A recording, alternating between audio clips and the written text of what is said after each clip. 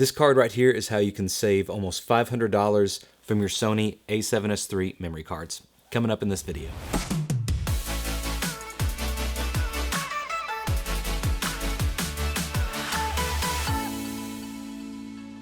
Well, I'm Luke with Wedding Film Coach. Thanks so much for stopping by the channel. If you're new here, I would love for you to subscribe, hit the like button, and hit that bell for notifications so you know that when I come out with new videos, you will be one of the first to know. And you won't have to depend on YouTube to give you that algorithm and make sure that you're getting actually useful content. Okay, so I've made a big claim that I can save you over $500 in memory card or SD cards, whatever you want to call them, and that's absolutely true. That's not clickbait. I'm going to show you how exactly right now. It's not a trick. There's one kind of little trick, but mostly it's just buying good cards for less money. And so I'm going to put all of the links in the description. Please use those. Those are affiliate links. They help me out. They don't cost you anything extra, and I'm helping you save some money, so I would appreciate it. Thanks. Okay, so first off, you do not need the brand new Sony cfexpress Type A SD cards for most of the recording modes on the Sony a7s III. In fact, I would say that most of you who are watching this who are either planning to get an a7s III or who you already got it and you're already kind of filming with it, most of you do not need these cards. Let me hold it up for you. This is the Sony cfexpress Type A card, and most of you don't need this. I'll put a list up here in a minute of what you actually need this for. Matt Johnson put out a video a while ago. I love Matt. I think he's great. He makes some awesome content. I wish I had as much time to put up content as he did, but he got this wrong. He said you only couldn't do 4K all-eye 120 frames per second if you didn't have this, and that's not entirely true. Again, we'll get into that here in a moment. But first, how to save you money. Let's get to that real quick. Buy these ProGrade SD cards. These are 256 gigabytes. They are V90 2U3 class 10, whatever you need, a V90. And so I put a link to those in the description. Buy these cards, and I figured it up. If you want 512 gigabytes of storage, meaning 2 of these or 4 of the 128 gigabyte options, which I highly recommend, you just get 256 gigabyte options. That's going to be plenty for each SD card. If you get the 128 gigabyte option, depending on what you're filming, if you're doing an all-day shoot or if you need all the high-quality footage that you can get, the 128 gigabytes may make it a little tight for you for your data, for your storage. And so I recommend going ahead and just getting the 256 gigabytes. It's less expensive than getting more of the 128 gigabytes. In fact, I'll put some of this up on the screen as I'm reading this, but I went through all of Amazon and B&H and Adorama, anywhere I could find to buy these cards. And what I found is that probably the most popular cards are either SanDisk or Sony. SanDisk doesn't have any V90 cards available at the time of this recording, and so if you're watching this a year later, SanDisk may have actually come out with some, and so fingers crossed that they will. Usually they have a good price on stuff, but for now they don't, and so we're pretty much left with choosing between either Sony, Lexar, ProGrade, or even Delkin devices. I have this one Delkin devices card, and it's worked fine. It's great. The best bang for your buck, though, is the ProGrade option, specifically that 256 gigabyte option. And so let's just kind of take the standard 128 gigabyte option. The ProGrade is actually $130, essentially $129.99. The Lexar, for the same amount of storage, V90, everything's the same, costs $169.99. And so just taking the 128 gigabyte option, that's a $40 difference. You can save yourself $40 by simply just buying the ProGrades. Lexar is kind of a more recognized name brand. They went through kind of a rough patch a few years ago when a lot of their cards weren't working well. I think they've corrected some of those quality issues for now. But yeah, so that's that. You can save $40 even if you just want the minimum 128 gigabytes. I would not even consider 64 gigabytes. You'll get like 2 or 3 minutes of footage. That's a bit exaggerated, but I wouldn't recommend getting the 64 gigabyte. Get at least the 128. I would highly recommend getting the 256 gigabyte option. It's going to be much more worth your time and your money to do that. And so just with that, these are a deal and they work just as good, I promise. And that's one thing that Matt mentioned as well in his video. He mentioned getting the Lexars. The ProGrades are just so much cheaper for the same quality, for the same functions. Get the ProGrades, it's going to save you a lot of money. And now let's kind of extrapolate this out. So if you want to get as much storage as you need for probably an all-day shoot for weddings specifically, get 2 of the 256 gigabytes. That's going to give you 512 gigabytes of storage. And if you get 512 gigabytes of storage with the ProGrades, that's just going to cost you, I say just, it's just going to cost you about $480, $479.98. If you were to go the same route with the Lexar card, that would cost you $679.96. And so right off the bat, if you simply go with ProGrade, you're going to save right at $200, $199.98. And now, how can I save you even more money than that? Because I said $517, right? So in addition to that $200 there, this guy right here, the Sony Tough cfexpress Type A, what you would need this for, I would assume, and you know you're shooting, you know what you need, I would assume you do not need to shoot on S&Q modes in the highest quality setting all day. You may need that for 1 shot or 2 clips, but you're not going to need that for all day. And that's essentially what you need this for. I'll cover a little bit later in the video what all the different recording modes go with. But even if you do need a cfexpress Type A card, go with the 80 gigabyte. You're probably not going to need the 160 gigabyte option. And if you do, then I would consider using an external recorder anyways. And you're probably on professional shoots, you're shooting with a rig, you're shooting with a monitor or an external recorder anyway.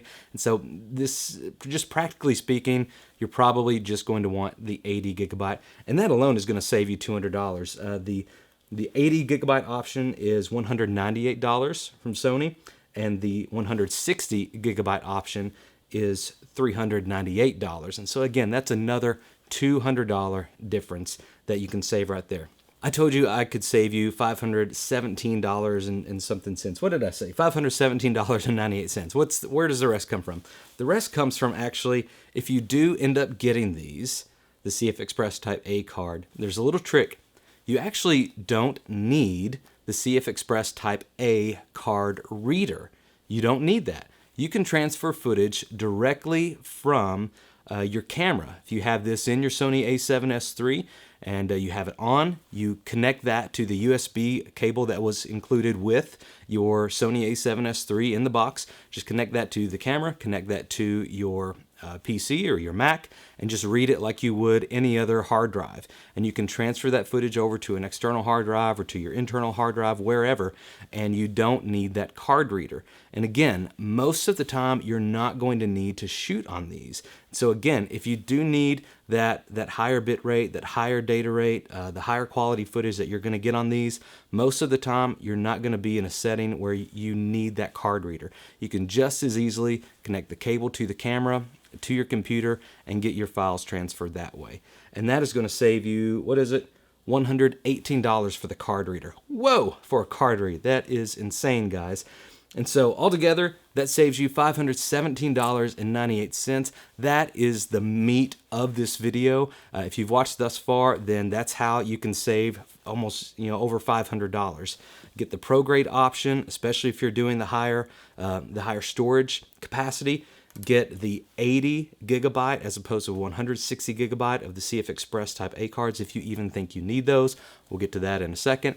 And then if you do get these, do not get the card reader. Just transfer it internally from your camera to your computer, and then bada bing, bada boom. You got $517 in your pocket that you would not have had there otherwise. And you can take your wife or take your husband or take whoever out on a nice date. You could do something nice for your kids. Heck, that's Christmas for a lot of people. Go on a nice vacation. Just whatever you do with the money.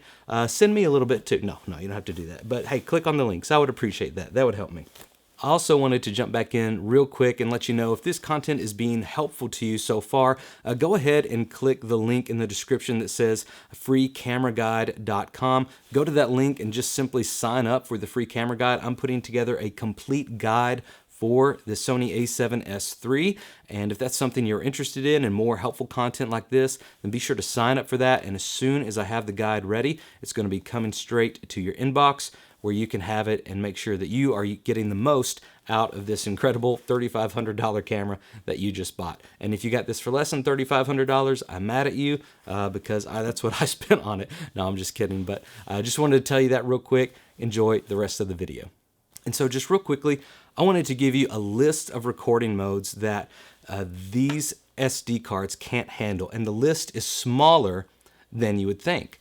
And here it is. I'll put it up on the screen, and I'm just going to kind of read it off of my notes here as well. And so a V90 SD card can get you all recording modes, except for these few. And guess what? They are all in S&Q mode. And so even if you're shooting in the standard recording mode, even in the XAVC S-I 4K, meaning the all-I mode, where the file sizes are as big as your camera can handle, they have as much quality as the camera can handle, you can still use these SD cards with that. You do not need the cfexpress cards. But here is what you need to get those S&Q modes that demand the cfexpress Type A card. You cannot shoot in S&Q 4K all-I 120 frames per second processed to either 60, 30, or 24 frames per second. You cannot use the all-I 60 frames per second S&Q mode processed to either 30 or 24.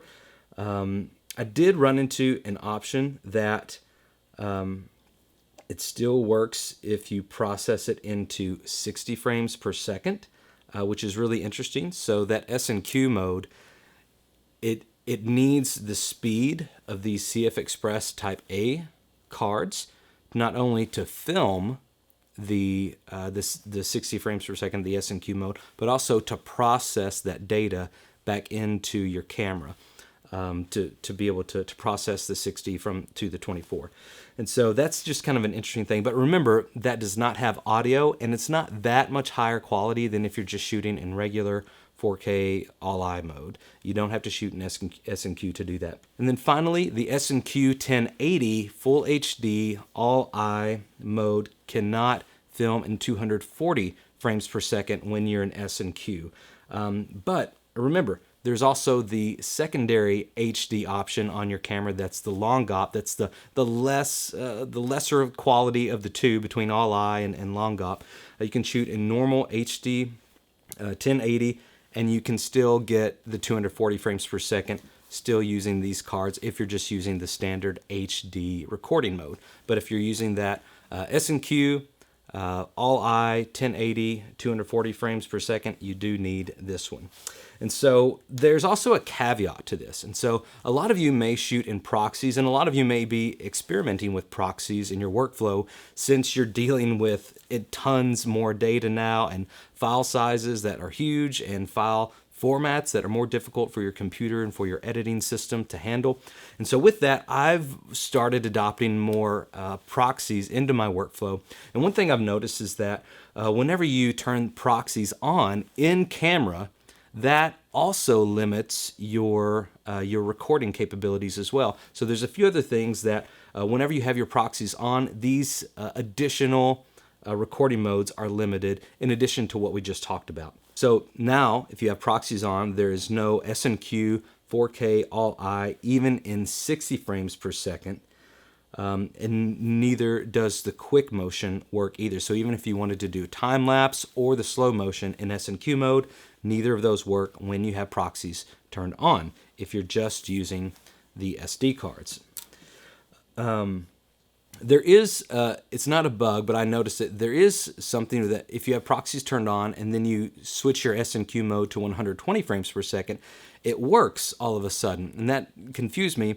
But then I discovered that anytime you go into 120 frames per second in any of the modes, whether it's normal recording mode or S&Q mode, it automatically turns proxies off in your camera. So just be aware of that. If you are using a proxy workflow, know that if you have 120 frames per second enabled, then it's not giving you any proxy data at all. So just be mindful of that. And then let's keep going here. The XAVC S -I, 4K, 60 frames per second, 30 frames per second, or 20 frames per second. None of those work if you have proxies on and you're using the SD card, the V90 SD card. And then finally, if you're using the SD card and you have proxies on, you cannot shoot an XAVC-S-I HD 60, 30, or 24 frames per second. And so both of the all-eye codecs, the 4K, or both of the all-eye recording modes, 4K and HD, all of those are limited if you have proxies on now. But the cfexpress Type A, this unlocks everything. And so if you find yourself in need of recording in one of these modes that we just talked about, this card will open those gates up for you. Make sure that you don't have dual recording on, because it's going to limit your camera to recording to the fastest speed of your slowest card. And I know that sounds confusing, but if you have like an SD card and a Sony cfexpress Type A card in there and you have dual recording turned on, then it's going to limit itself to the SD card. And so if you just turn that off, turn that dual recording mode off, or simply just take the SD card out of your camera if you need to record in those modes. So I went through a lot of information in this video, but I hope it was helpful. Please let me know if you have any questions. Tell me in the comments. I love going back and forth with you all and answering questions anytime that I can. I know a lot of people have asked questions about how much recording time they get with each of these, recording options, with each of these memory options. And so just let me know if you have any specific requests about that, and I'll try to answer you as quickly as I can. But I've been Luke with Wedding Film Coach. Thanks so much for stopping by the channel, for watching this video. I'm so happy to have saved you a little bit of money. I know $500 in the grand scheme of things maybe isn't a huge amount of money, but if you just spent $3,500 on this guy, plus maybe an extra lens, and hey, $500 can definitely make a difference. So I hope this has been helpful. That's always my goal to be helpful. Keep stopping by the channel, hit the like, subscribe, hit the bell for notifications so you know when I'm coming out with new videos. I'm trying to put out as much content about the Sony a7S III as I can, because I know a lot of people are interested in it, and you want to be able to get up and running with this camera as soon as it comes in the mail, as soon as you get it in your hands. It's an amazing camera. I've loved every second of using mine, and I can't wait for you to get yours and start using it as well. Thanks so much. I'll see you guys in the next video.